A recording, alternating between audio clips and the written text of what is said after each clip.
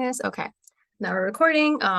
So since this is a technician and pharmacist CE, I'm just going to go through the pharmacist objectives first. So describe drug diversion and the scope of the problem in the inpatient healthcare setting, identify behaviors that could indicate drug misuse or diversion.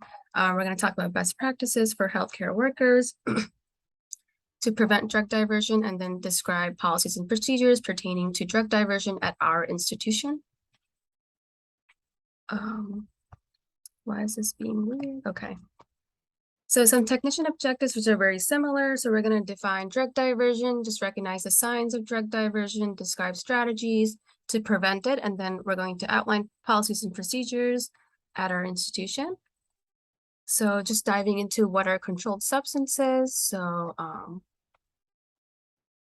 controlled substances, by definition, is a drug or other substance that's tightly controlled by the government because it may be abused or cause addiction. So as we know, controlled substances are divided into 5 schedules under the Controlled Substance Act, and they're placed in their respective schedules based on 3 things, such as current accepted medical use in the US, their relative abuse potential, and the likelihood of causing dependence when abused.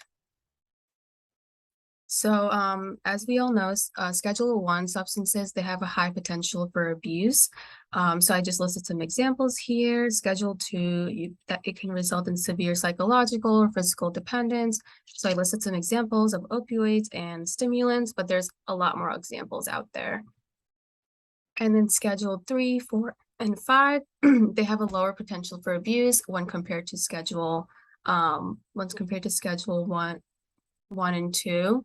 So as the schedule gets higher, the abuse potential gets lower. And I just have examples on the screen in each category. So just diving into what is drug diversion. So drug diversion, by definition, is the illegal distribution or use of abusive prescription drugs for purposes not intended by the prescriber. So drug diversion can occur at any time through the medication use process. So if we're looking at procurement and storage, there could be unsupervised access to drug storage areas. If we're looking at prescribing, there could be forced prescriptions or unverified verbal orders. If we're talking about preparation and dispensing, there could be false verification of dispensing to the clinical units. If we're talking about administration, there could be falsification of patient documentation.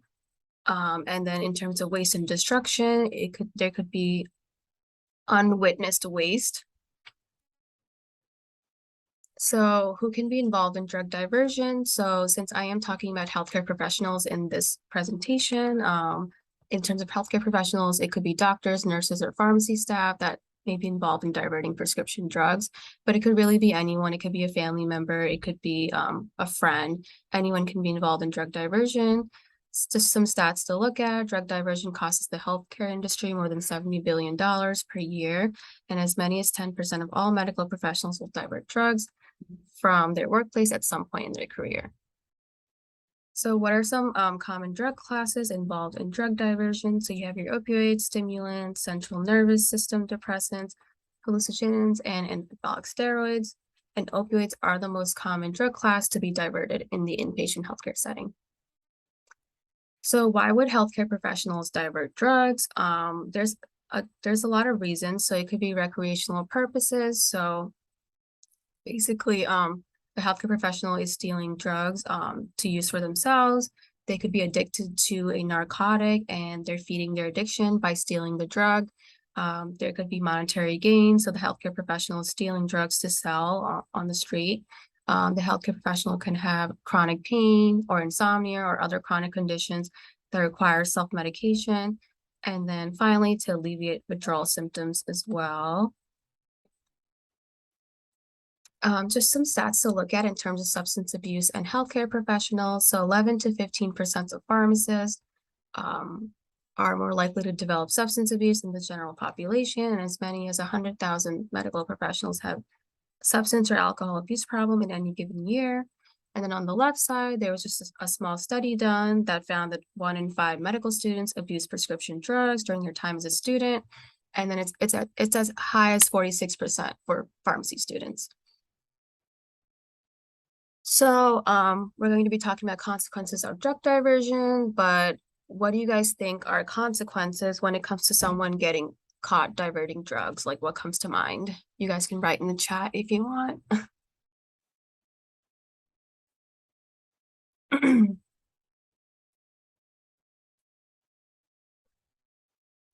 Oh, someone chatted. Oh, okay, great. Yeah. Yeah, that's a good one. So yeah, just gonna dive into the consequences. So one thing I think of is just like damaged careers or like going to jail. So general consequences, like a healthcare professional can have a damaged career. They can get their license taken away or suspended. There can also be civil and criminal penalties, like I just mentioned. So you could potentially go to jail because this is a federal offense. There could also be infectious disease outbreaks. So I will dive into that a little bit in the next few slides about how that actually happens. There could be severe patient harm. So if you have an impaired healthcare provider giving care to a patient while they're impaired, that could lead to patient harm, but there's other ways as well. And then another general consequence could be death, because the healthcare professional can, overdose on the drugs that they're diverting for themselves, or they could be selling the drugs and then get involved with the wrong people. So that could be another general consequence. So I have a scenario coming up. So I just want to see your thoughts and see what you guys think. But yeah. So in this scenario, nurse A is stealing Percocet to sell on the street. Nurse B is stealing Percocet for her addiction. So do both nurses go to jail? You can type in the chat if you guys want.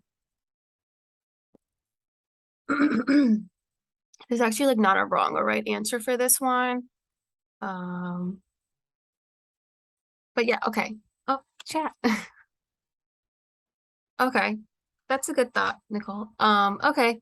So, I'm gonna dive into why I brought this up. Great. Thanks, guys, for chatting.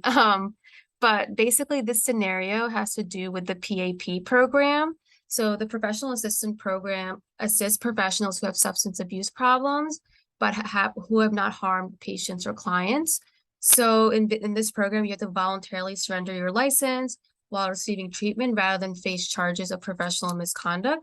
And all applications to the program are confidential, so you wouldn't know if someone next to you is part of PAP because it's a confidential thing. And then criteria for admission to the PAP. So that includes participating in an agency that's approved by PAP for treatment.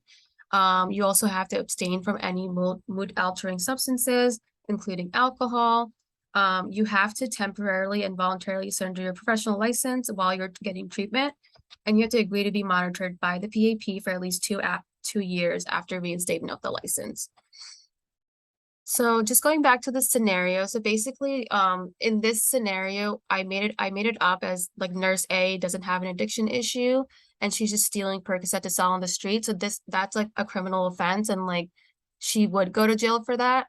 But nurse B, since she has an addiction problem and if she agrees to get help or agrees that, she does need help, she can go to the PAP program and she wouldn't have to lose her license. Um, and she could just surrender the license and not face criminal penalties. But basically I made this scenario just to show you guys that like New York State and the government wants to help a person going through addiction because they understand that addiction is hard to get over. It's a chronic issue, so they want to help you first and not damage your career. So they would rather not take away your license but they would rather help you first. So if you agree to get help, then you would just go through PAP and not face any criminal charges. But yeah. So some public health consequences. So drug diversion puts patients at harm by getting them substandard care delivered by an impaired healthcare provider. So they're not getting the optimal care that they would get if they're getting treated by a healthcare provider that's, of sound mind and it's not impaired. Denial of essential pain medication. So a lot of times healthcare professionals that are diverting, they will pocket the drugs for themselves. And so like if a patient's getting pain medication, they will take the pain medication from the patient and then say that they administered the drug. Meanwhile, they didn't. So then the patient isn't actually getting any pain medication and they're not being treated properly because the person that's diverting is taking the drugs. And then there's also a risk of infection, such as hepatitis C virus, if a provider tampers with injectable drugs. So I found this from the CDC website. So it's basically a little flow chart that shows how drug diversion spreads infection from a healthcare provider that has an infection to patients. So basically, on the left side, the healthcare provider has hepatitis C or any other bloodborne pathogen infection, and so they're going to tamper with an injectable drug. Then there's going to be contaminated injection equipment and supplies present in the patient care environment. And then that equipment is going to be used for a patient because no one knows that it's contaminated. And then the patient might be exposed to hepatitis C or any other infection because they're using dirty needles, basically. So some signs and behaviors of drug diversion. So some signs of drug diversion, there's a lot, but I just found these to be notable and just ones that I wanted to talk about. So medication is documented as given, but not administered to the patient. So basically, you're taking out the med for a patient and you're saying you gave it, but you're actually just pocketing it for yourself. Prepared syringe contents replaced with saline solution. So you're replacing syringe contents with saline. And we have a program called Pharm ID here that Claudia uses, and she will actually have syringes that were used in the OR by the anesthesiologist. And she actually tests these syringes to make sure that there was drug in them and not something else. And the Pharm ID will tell you if there was drug present in an empty syringe or not. So it will say like pass or fail. She puts in like what drug that it's supposed to detect, and then she'll put in like morphine. The syringe will say pass for morphine or fail. So if it says fail, then like there wasn't morphine in the syringe, but something else. And it doesn't tell you what the other thing was in the syringe though. So that's just one caveat to Pharm ID. Another sign of drug diversion could be waste that's not adequately witnessed. So a nurse can be like, hey, can you witness my waste? And then the other nurse just signs that she witnessed it, and she actually walks away and doesn't actually witness the waste. So that's another sign of drug diversion. Patients continuing to complain about excessive pain. So this just goes back to what I was saying before about patients being on pain medications but not actually getting them because their nurse is diverting it, or any other healthcare professional. Another sign of drug diversion is just like your drug dispensing machines, like your Pyxis showing discrepancies, and then underdosing patients as well. So there could be instances where a nurse will take out like 10 milligrams of oxycodone, but she actually takes out like 5 milligrams tablets, and she keeps 1 5 milligram tablet of oxycodone for herself and then gives one to the patient. So you're kind of underdosing the patient. So there's some signs. Behaviors of drug diversion. So someone that's like being forgetful, drowsy, they have paranoia, someone that starts to blame others or the environment for their errors, they have deteriorating personal relationships. Someone that's frequently wasting drugs that can never reach the patient, so that they're dropping the medication and saying, oh, I dropped the medication link, can I have another one? Or they're saying that the patient is refusing the drug. So if the patient's refusing the drug, then they should waste it properly, but there's no documented waste. And then discontinued orders, where like they take out a medication for a patient, the order is discontinued like right after, but then there's actually no waste reported. So what happened to the drug? Where did it go? And then frequently asking colleagues to sign off on waste that they didn't witness. So just another one. And then this one's a big one, volunteering for overtime or coming to work on your days off. So I feel like people that do divert drugs, they do this a lot, where they'll come in and work overtime or work on their days off because they're actually just trying to have less traffic in the area so they can divert drugs. But to other people, it looks like they're a really hard worker, and like you would love a person that's always doing overtime or like taking year shifts, things like that, because like they build trust that way, but it's actually just a facade where they're just trying to divert drugs. So next I'm just going to go into, I have some polls and you guys can just type in drug diversion or not. So there's basically like a little game where I give you a scenario and you just tell me if you think a drug is being diverted or not. So the first poll, drug diversion or not. So a healthcare professional reports a pain score of 3 for a patient and gives them Tylenol. But then 1 hour later, the same healthcare professional reports a pain score of 8 for this patient and then takes out 2 tablets of oxycodone 5 milligrams, even though the Pyxis has 10 milligram tabs of oxycodone. So do you guys think this is drug diversion or not? You could type in the chat.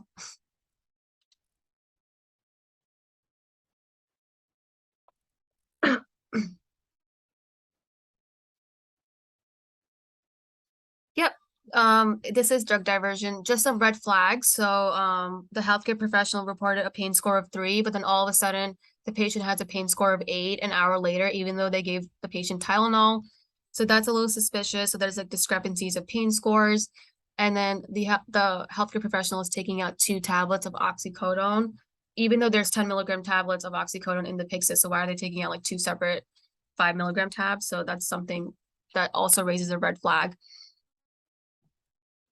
So next poll, drug diversion or not, a healthcare professional is taking care of a patient that gets 1 milligram of lorazepam.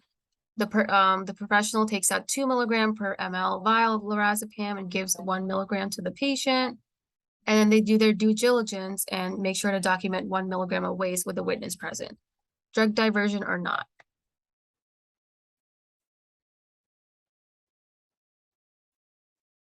Not great. Yes, this is not drug diversion. So just something to note, like they kind of did everything that they had to. They're giving the right dose to the patient, and then they're making sure to document the waste with a witness present. So poll 3, drug diversion or not. So healthcare professional that works in the ED gives a patient that's ordered pain medication like their oxycodone. At this time, the healthcare professional takes out 2 tablets of 5 milligrams of oxycodone. This patient that was in the ED is now transferred to the internal med floor. The same healthcare professional that works in the ED goes to the Pyxis in the peds department, overrides the Pyxis, and takes out oxycodone again for a patient that's on the internal med floor. So drug diversion or not?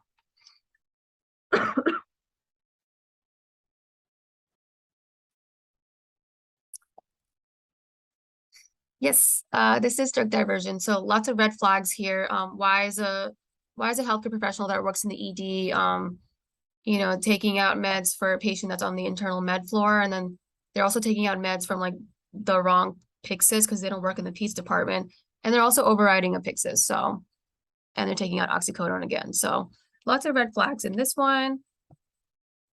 So poll number 4, a healthcare professional takes out Dilaudid from the Pyxis for a patient. The doctor decides to discontinue this order, but after the Dilaudid was taken out of the Pyxis.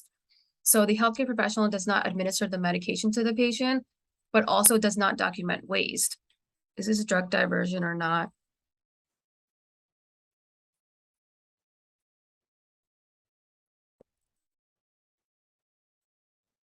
Yep, this is drug diversion. Because just some red flags. Where did the drug go? Because it wasn't given to the patient and it wasn't documented as waste. So it seems like the healthcare professional just took it. So that would be drug diversion. And then just the last one, a healthcare professional takes out 10 milligrams of oxycodone for a patient, assessing their pain score to be an 8. The same healthcare professional 45 minutes later takes out 15 milligrams of oxycodone for the patient without reassessing the patient's pain score. So drug diversion or not? Yep, this is also drug diversion. So again, like pain scores having discrepancies. Well, actually, in this case, the healthcare professional didn't even get a second pain score, and they're always supposed to get a pain score before giving a med. So that's a red flag there. And then they're taking out 10 milligrams of oxy and then 15 milligrams 45 minutes later. Like, that's weird. So that was the last poll. So now we're going to get into strategies to prevent drug diversion. So there's 3 essential components when it comes to dealing with drug diversion. So there's prevention, detection, and response. So prevention always comes first. According to the Joint Commission, healthcare facilities are required to have systems in place to guard against theft and diversion of controlled substances. It's really important that all staff is educated and follow protocols that have to do with drug diversion. and they act in ways to reduce opportunities for tampering and misuse. So I'm just going to be going over some examples of prevention during the medication use process. So if you guys recall, I had that figure 1 chart where I went through just failure points of what can happen during the medication use process. So now I'm going to talk about examples of prevention during this process. So prevention strategies during medication procurement. So you want to establish separate purchasing and receiving roles for the personnel and have them rotate regularly. You always want to do periodic auditing of your controlled substances inventory. You definitely want to have safeguards in place, such as like cameras in the pharmacy, using tamper-evident packaging, and always clearly documenting the controlled drug inventory. You want to regularly examine and inspect inventory for signs of tampering. And then you just want to audit trails for all controlled drug access and cameras recording critical areas that will help identify who has accessed the inventory. So prevention strategies during prescribing. So you just want to identify unusual prescribing patterns, or like look for those, restrict the use of dosing ranges when possible. And you definitely want to create policies against self-prescribing or prescribing for close family and friends. So prevention strategies during preparation and dispensing. So you want to track all drugs entering and leaving the pharmacy. When the pharmacy is closed, you want to limit the supply of controlled drugs that are available. You want to limit access to controlled drugs on clinical units by setting low par levels. And you want to purchase unit dose drugs whenever possible rather than repackaging or compounding. And the prevention strategies during drug administration. So again, we're going to monitor for abnormal patterns. We want to minimize credential sharing. You want to define a specific interval at which drugs should be administered. And then automated dispensing cabinets, which are our PICSs. They help provide documentation. They help track usage. And they're just very helpful when it comes to investigating drug diversion incidents, because there's just so much stuff that you can get out of a PICSs in terms of the times, the administration, who logged in, who took out what. So PICSs are really helpful in terms of documentation. So prevention strategies during drug disposal. So you want to make sure that like all waste is being witnessed and co-signed. There's always waste audits that should be done regularly. And then you want to ensure secure containment for both wasted and expired drugs. So we're just going to dive into more prevention strategies. There's actually a lot, but it helps to have these strategies just so because you want to be ahead of the game and just have these strategies in place so drug diversion doesn't occur, especially with the controlled substances. So in terms of establishing drug diversion policies and procedures, so these policies and procedures should state your relevant state and federal regulations associated with drug diversion. You want to make sure that there's appropriate reporting, like contact information for reporting suspected drug diversion in these policies and procedures. You want to make sure that there's processes listed in this policies and procedures on how the investigation will occur.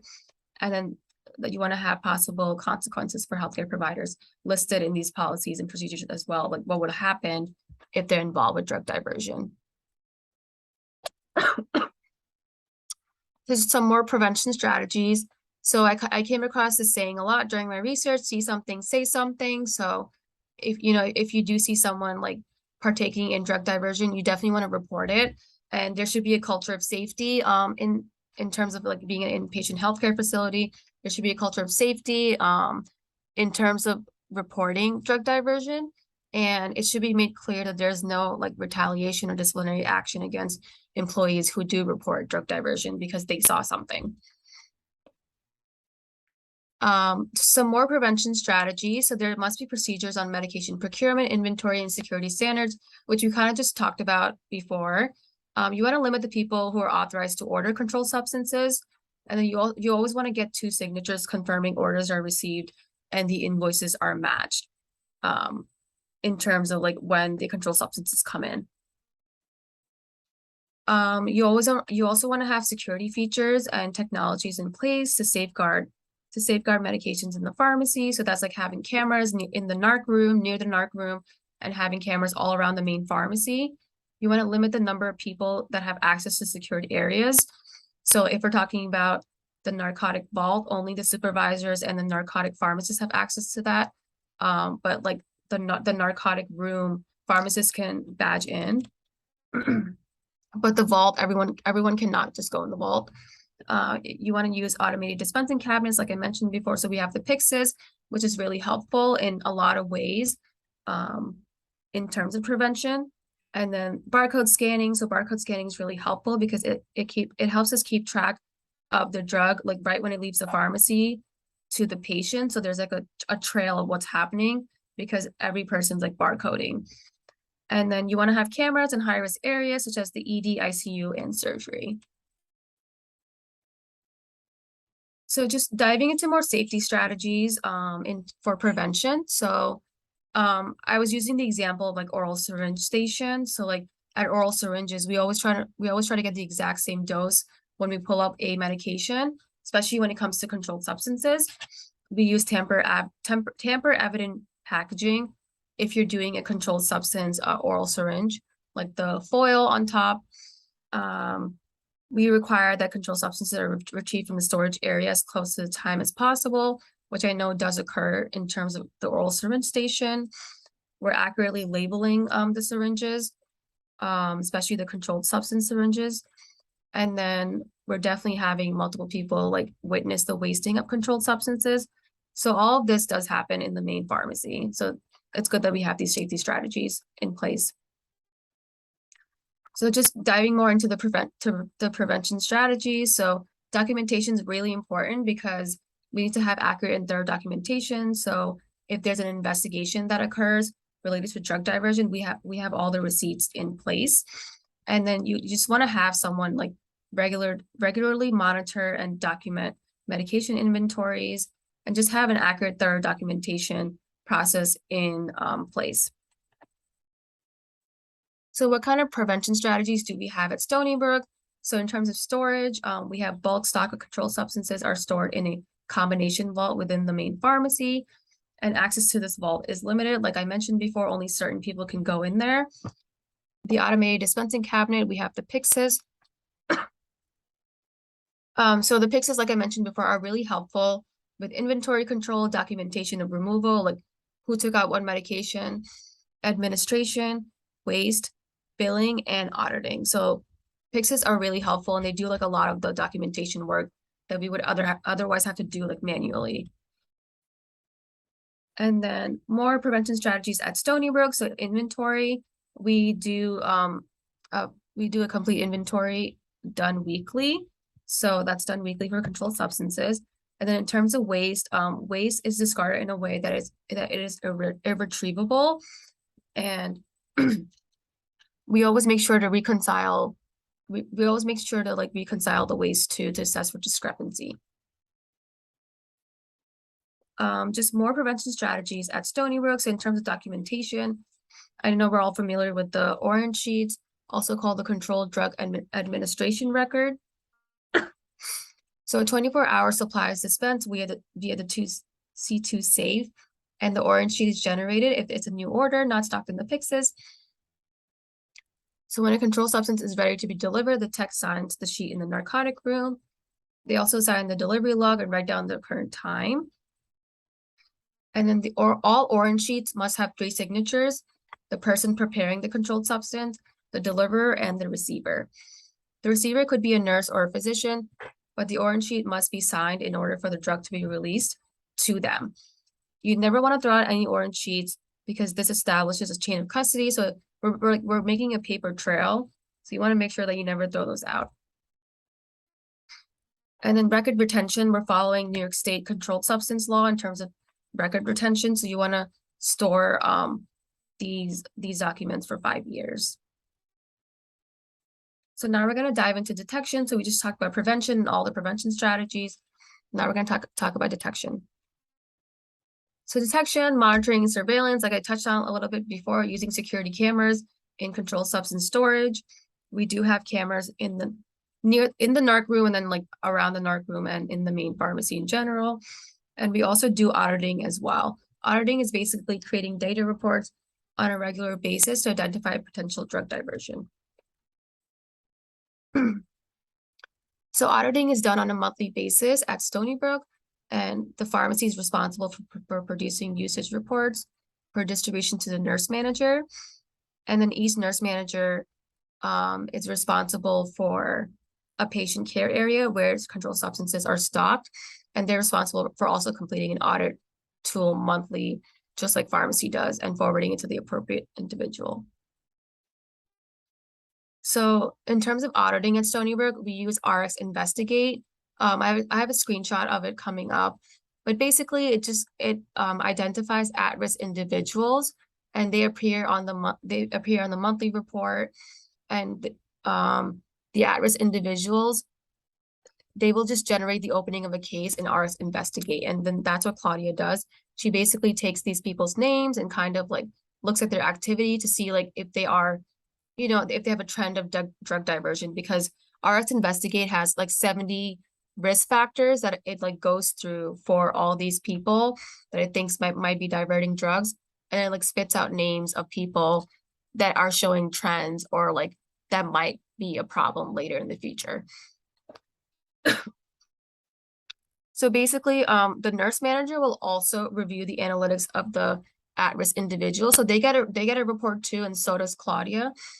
And then she works with them because the nurse manager can also see the activity, and they can trend the activity, and then they can decide, oh, I think diversion is happening, or no, diversion is not happening, and the case can be closed. So I guess each individual, like Claudia and the nurse manager, they kind of do their own investigation and then see what the other person says. But the nurse manager is also the boss of the nurse involved that's doing the audit. So just something to note. So this is a screenshot of RX Investigate. So I had to white out the names that were there because those are the at-risk individuals coming up. But basically, there's just like a pie chart, a trend chart, and they're both basically showing the same thing, the same numbers. So you have low, medium, and high at-risk individuals. So basically, at-risk individuals are people that, again, I said like are potentially diverting drugs, or like they have potentially like weird activities that are showing up. So 17 of these people are low risk. So like, it might be like an isolated incident where they forgot to document or waste a drug because maybe they were having a bad day. So, like it's an isolated incident. Meanwhile, people that are in the high at-risk individual, they have a trend going now where they have a lot of activity that shows that there's some sort of diversion going on. On the bottom left, it shows like the top care areas. So the OR is a top care area where drug diversion is mostly occurring at Stony Brook. And then the bottom right are the list of individuals that are showing up to Claudia as at-risk individuals that she's going to be investigating. So that's basically her job. And then auditing at Stony Brook continued. So basically, if a case has not made progress in 60 days, then it's going to be closed. But cases that require further investigation will remain open. And in cases where drug diversion is involved, labor relations or the director of pharmacy will close the case once the investigation is fully over. So examples of response. So we went through prevention, detection. Now we're going to go through response. So response strategies, you want to develop drug diversion investigation protocols. So protocols should include like an interviewing process and how that works with someone that is involved in drug diversion. You want to have guidance for managing impaired employees. So that could be, like talking to them about PAP, things like that. And then you also want to make sure that you have required notification reporting responsibilities, and you're reporting to the correct authority, the local, state, and federal, if a drug diversion case does occur. So who do you report to if a healthcare worker is guilty in diverting drugs? So you definitely want to report it to the DEA. In terms of like our facility, Janine will write an email to the DEA and she instantly reports it via email. You could also get law enforcement involved. You also want to report to the regulatory board or professional assistance program. You can also report it to like, I guess like the nursing board of professions, or whoever's involved in terms of their career, like their board of professions. And you can also report to the Office of Criminal Investigations. So response strategies at Stony Brook. So if a healthcare worker is found guilty of drug diversion, the Director of Labor Relations is immediately notified if the employee is relieved from patient care. And the Director of Labor Relations will also notify Director of Pharmacy, HR, and Chief Nursing Officer of Investigation Outcome. So this is just like, like letting people know like what happened. Because the Director of Labor Relations is like the last person that a drug diverter would go to because they're going to face disciplinary action. So as like, I guess like on our end, or like the nursing end, like they're not dealing with that. It's like actually labor relations that deals with it at the end. So just continued. So Associate Director of Nursing will file a report to the Office of Professional Discipline within 30 days, and they will notify these people and CC them in the email. The pharmacy director has to make sure that they terminate the Pyxis password and notify the appropriate individuals. And pharmacy director must also report to the DEA and close the report in RX Investigate. So basically what happens is like if Claudia finds someone like diverting drugs, she like prints out like all their receipts that she has because she investigates people for like 6 months to a year. It's like a long time because she wants to make sure that they're actually guilty and she doesn't want to accuse anyone that's not guilty. And then she will have a meeting with like Janine and John Bruno and the associate director of nursing, as well as a nurse manager that's responsible for this nurse because she only deals with like nurses and nurse drug diversion. So she will have a meeting with them, and in the meeting, it could go one way or the other, where, like the whole team that she's meeting with finds the person guilty, and then the case moves forward to like labor relations, basically like the union, or in the meeting, people don't agree with what Claudia is saying, and they're like, oh, I don't think that like this person's drug diverting, even though Claudia has like a lot of receipts, so she'll be like, okay. And then basically the nurse manager will talk to the nurse and ask them like, hey, like we have all this like data on you, like what's going on here. And usually like the healthcare professional that's involved will, try to lie or like make excuses, get out of it. But basically the person that's involved like knows that they're being watched now. So they kind of fall off the radar after they're notified by the nurse manager, like, hey, we're kind of watching you basically, if they didn't already get terminated or fired. And then but the sad part is like a lot of these people are addicted to, narcotics. So if you have a true addiction, you're gonna fall off the radar, but then like you like go back on the radar because you start to divert again because you need the drugs to feed your addiction. So that's kind of the sad part about it. But if they are found guilty in this meeting, it will go to like labor relations, and the union will tell the nurse that it's better to resign and get help than like lose their license. So a lot of the nurses that have or a lot of the healthcare professionals that have been caught like guilty of drug diversion, they've just quit on their own instead of, facing the charges.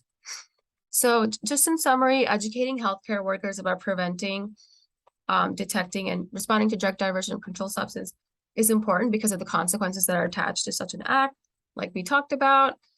At Stony Brook, we have strict established policies and procedures relating to drug diversion of controlled substances in place. And I believe that they're really adequate because I talked about a lot of things and we pretty much have every single thing that we talked about in terms of prevention, detection, and response. So I believe that they're adequate. And these are my references. And does anyone have any questions? I will send you guys out the code and the questions. Andrea's taking attendance, so. But let me know if you guys have questions. You can write in the chat.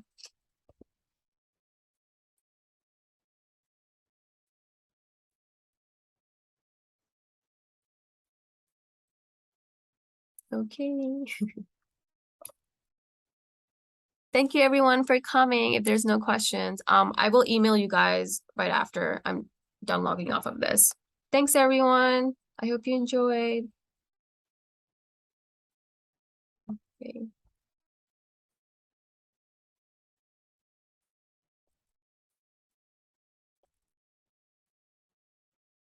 How was that? You did amazing. Great job, Larry. All right, I'm gonna log off. Thanks Okay. everyone. Do you have to stop recording? Oh, yeah, I forgot. Hold on. I don't know how this works. I don't either. Stop recording.